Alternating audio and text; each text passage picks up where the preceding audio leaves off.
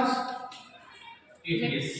Full form क्या होता है? Electron transport system. क्या नाम होता है? Electron transport system. बेटा इसको दूसरे नाम ऑक्सीडेटिव फॉस्फोराइलेशन के नाम से भी जाना जाता है।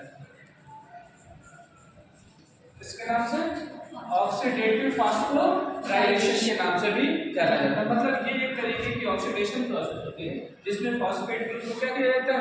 रिमूव किया जाता है। क्या किया जाता है? रिमूव किया जाता है। ठीक है। And this process happens on inner membrane of mitochondria. मतलब ये कहाँ होता है? माइटोकॉन्ड्रिया के इनर मेम्ब्रेन। ठीक है। जैसे तो माइटोकॉन्ड्रिया ये इसकी आउटर मेम्ब्रेन और ये इसकी इनर मेम्ब्रेन। ठीक है। और इनर मेम्ब्रेन में डिफरेंट टाइप के एंजाइम्स होते हैं। डिफरेंट टाइप के क्या है? एंजाइम्स। ठीक है ना। ये साइटोप्लाज्मिक एंजाइम्स होते हैं। ठीक है ना। और इन दोनों के बीच में स्पेस है that is called outer matrix या आउटर स्पेस, और इसके अंदर का जो स्पेस होता है that is called inner matrix या इनर स्पेस।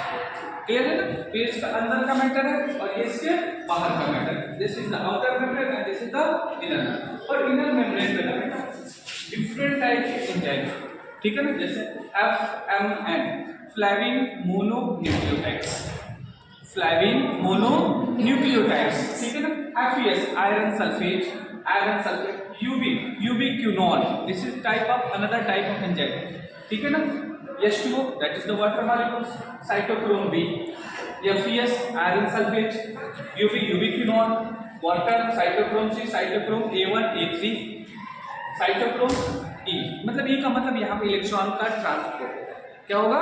ट्रांसपोर्ट। ठीक है। अब देखो एक्चुअली में क्या होता है। ऑलरेडी हमने ग्लिसरॉल की बात किया था, सॉरी ग्लाइकोलिसिस की बात किया था, ऑक्सीडेटिव डिकार्बोक्सिलेशन की बात किया, क्रेब्स साइकिल की बात किया, और इन तीनों प्रोसेस के अंदर हमने NADPH2 का फॉर्मेशन किया। बहुत ज्यादा NADP बोला ना कि 2 NADPH2 का फॉर्मेशन हमने किया था ऑक्सीडेटिव डिकार्बोक्सिलेशन। इसमें ऑक्सीडेटिव डिकार्बोक्सिलेशन में 2 हमने बनाया था ग्लाइकोलिसिस के अंदर और 6 हमने बनाया था क्रेब्स साइकिल के अंदर। ठीक है ना।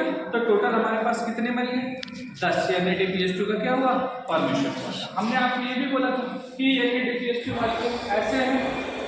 पूरे ग्लाइकोलिसिस में मैंने डिस्कस किया था कि 2 NADPH2, ऑक्सीडेटिव डिकार्बोक्सिलेशन के अंदर 2 NADPH2 और क्रेब्स साइकिल के अंदर 6 NADPH2 को क्या होता है? फॉर्मेशन होता है।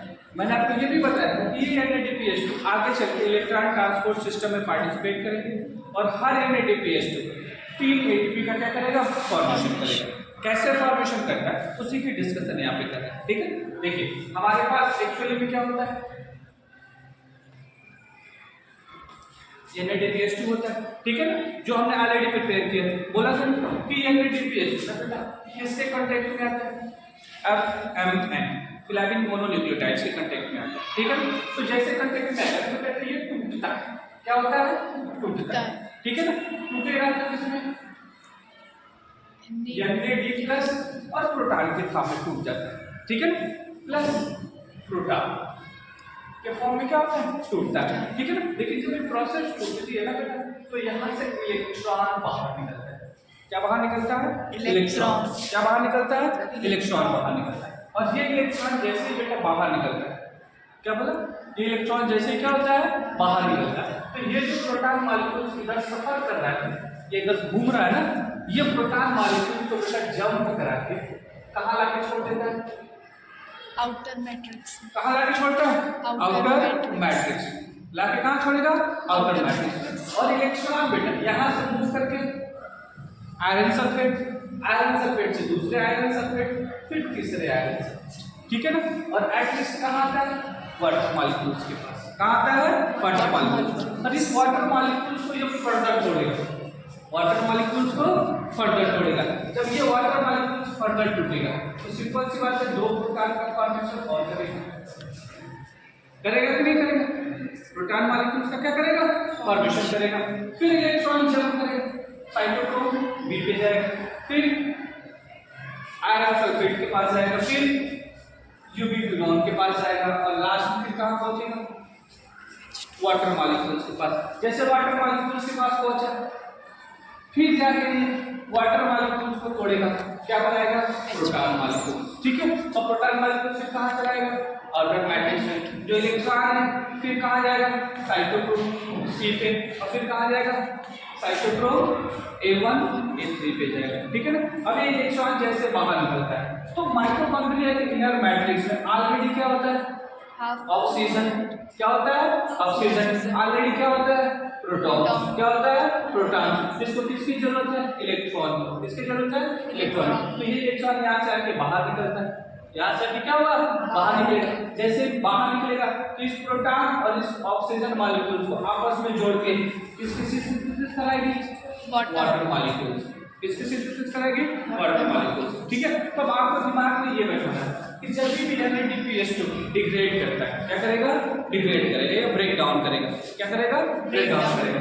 तो 1 NADH2 जब ये भी टूटेगा ना बेटा, तो ये सिंपल सी बात है, NAD प्लस में टूटता है। ठीक है ना। लेकिन मोस्ट इंपॉर्टेंट बेटा, ये 6 प्रोटॉन, कितने? 6 प्रोटॉन का क्या कराता है? फॉर्मेशन। कितने प्रोटॉन? 6 प्रोटॉन का क्या कराएगा? फॉर्मेशन कराएगा।